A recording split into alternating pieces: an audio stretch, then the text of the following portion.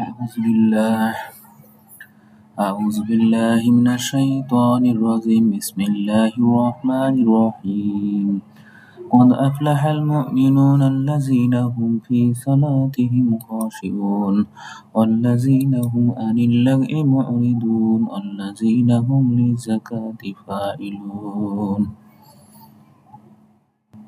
আচ্ছা, তো আমি আজকে যে বিষয় নিয়ে আলোচনা করব তা হচ্ছে যে এর আগে আমি যে ভিডিওটা দিয়েছিলাম ওখানে বলা হয়েছিল যে পবিত্র কোরআনের মতো একটি সূরা রচনা করে দেখাও। তো অনেকেই মানে কোরআনের যে চ্যালেঞ্জ ছিল যে কি কারণে কোরআন সত্য তা আমি 5টি পয়েন্ট দেখিয়েছিলাম। তার মধ্যে একটি ছিল যে কোরআনের মতো একটি সূরা রচনা করো। তো এটা অনেকেই চেষ্টা করেছে, 1400 বছর ধরে চেষ্টা করে চলেছে, বাট কেউ করতে পারেনি। তো এখন তো এআই এর যুগ, আমরা এআই কে একটু এটা জিজ্ঞেস করে দেখবো আসলে কি কোরআনের মতো সূরা তৈরি করা সম্ভব, বা নাস্তিকরা যে সূরাগুলো তৈরি করে সেগুলো সত্য না মিথ্যা। আচ্ছা চলেন, তাহলে আমি লিখি তুমি কোরআনের মতো করো।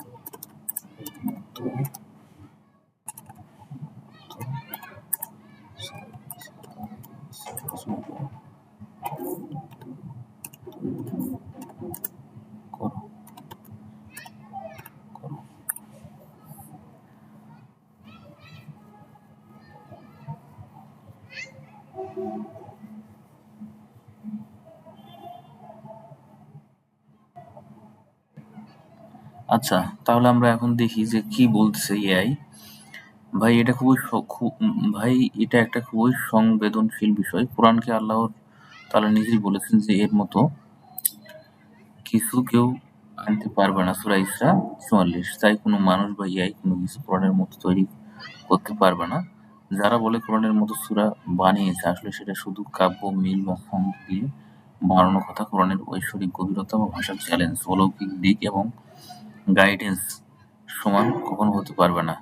চাইলে আমি তোমাকে কোরআনের মতো একটি চ্যালেঞ্জ সম্পর্কিত আয়াতগুলো দেখাতে পারি। কেন কোরআন অন্য বিষয় বিস্তারিত দেখাইতে পারি।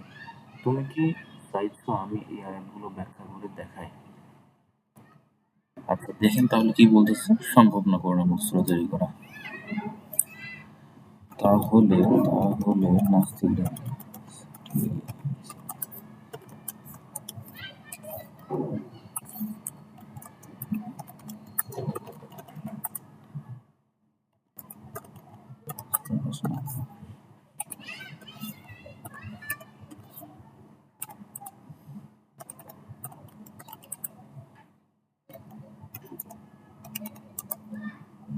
কি কোরআনের মতো না?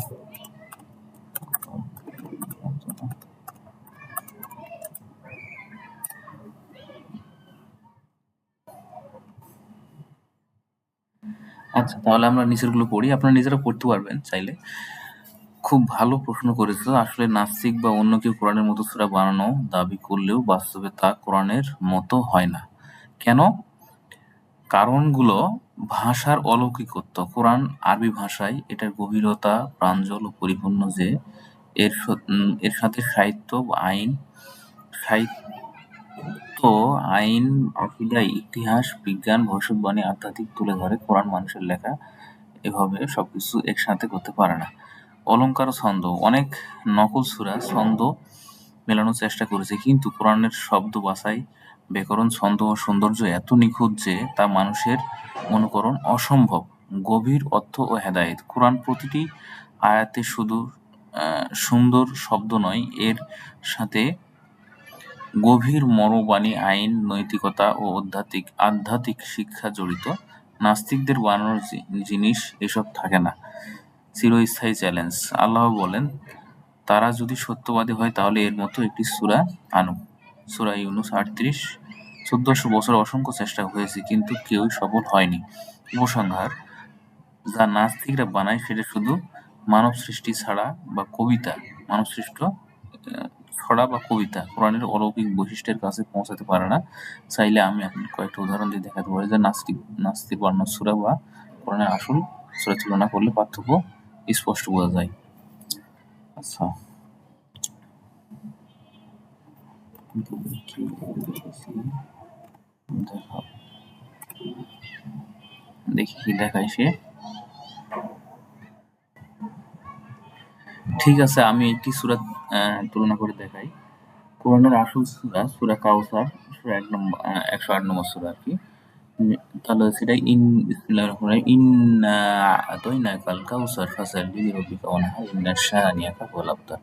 অর্থাৎ নিশ্চয় আমি তোমাদের কাউসার অশেষ কল্যাণ দান করেছি,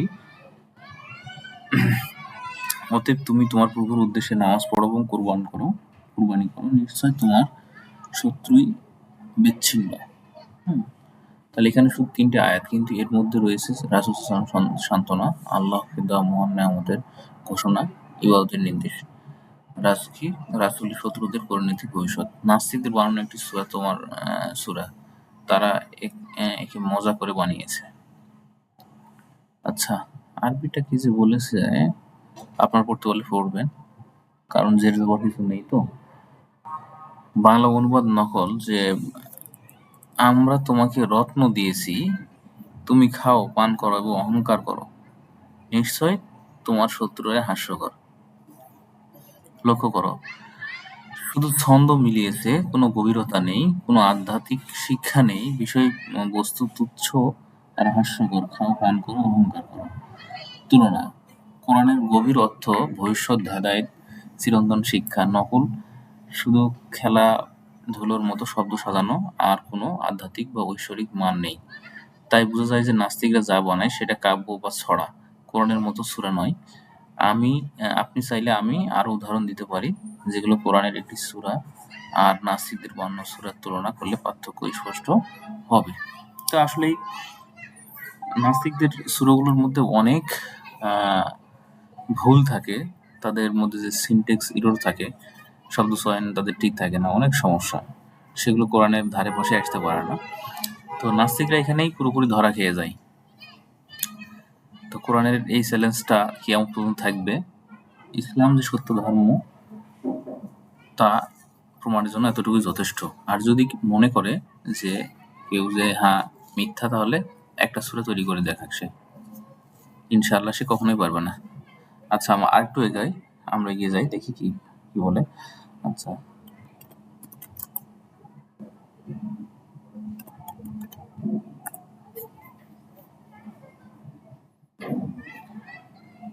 ঠিক আছে, এবার আরেকটা তুলনা করে দিচ্ছি। আসলে কোরআনের সূরা ইখলাস, এটা বলছে কি, সূরা ইখলাস সম্পর্কে বলছে, বাংলা অর্থ হচ্ছে যে বলুন তিনি আল্লাহ এক, আল্লাহ অমুখাপেক্ষী, তিনি জন্ম দেননি, তাকেও জন্ম দেওয়া হয়নি, এছাড়া তার সমতুল্য কেউ নেই। মাত্র ৪ আয়াত আল্লাহর তাওহীদ এমন ভাবে সংক্ষিপ্ত বর্ণনা হয়েছে যা কোনো দার্শনিক বা কবি ১৪০০ বছর অনুকরণ করতে পারেনি। আচ্ছা, নাস্তিকদের বানানো কথিত সূরা, বাংলা অনুবাদ যে বলো প্রেম এক, প্রেম অমুখাপেক্ষী,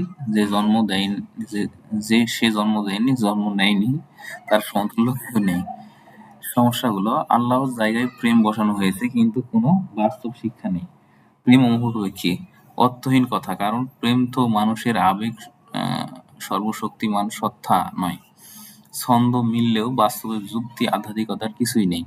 তুলনামূলক বিশ্লেষণ, সূরা ইখলাস ইসলামের আকীদার ভিত্তি, আল্লাহর একাত্মবাদ পরিষ্কার নির্দেশ। নকল সূরা কেবল শুধু খেয়াল বা কোনো দার্শনিক বা আইনগত মূল্য নেই। এভাবে বোঝা যায় যে কোরআনের আয়াতগুলো শুধু শব্দ নয়, এর মধ্যে গভীর জ্ঞান, তাওহীদ, হেদায়েত, অলৌকিকতা আছে। নাস্তিকদের বানানো জিনিস কেবল ছন্দ মিলানো মজা।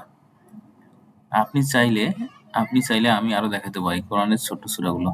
তো যাই হোক, বিজ্ঞান যত এগিয়ে যাচ্ছে, অর্থাৎ মডার্ন সায়েন্সের যুগে, আমরা ধীরে ধীরে সত্যগুলো আরো জানতে পারবো। নাস্তিকরা যে মিথ্যা কথা বলে এবং তাদের যে প্রতারণাগুলো সব প্রকাশ হয়ে যাচ্ছে। কোরআনের মতো আসলে তারা কিছুই বানাতে পারে না, কিন্তু বলে যে আমরা কোরআনের মতো সূরা বানিয়ে ফেলেছি, এবং পেঁচিয়ে কথা বলে। হ্যাঁ, তো যাই হোক, আমরা দেখলাম। আর আপনারা নিজেরাও এআই দিয়ে এগুলো যদি সার্চ দেন, বা এখন তো আধুনিক যুগ, আপনারা নিজেরাও বুঝতে পারবেন। তো এগুলো যদি আপনারা বেশি বেশি চিন্তা ভাবনা করেন, গবেষণা করেন, আপনাদের ইনশাআল্লাহ ঈমান বৃদ্ধি পাবে।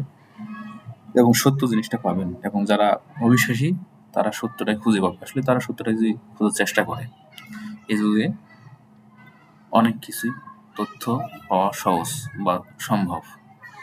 তো ঠিক আছে, আজ এ পর্যন্ত। আল্লাহ হাফিজ।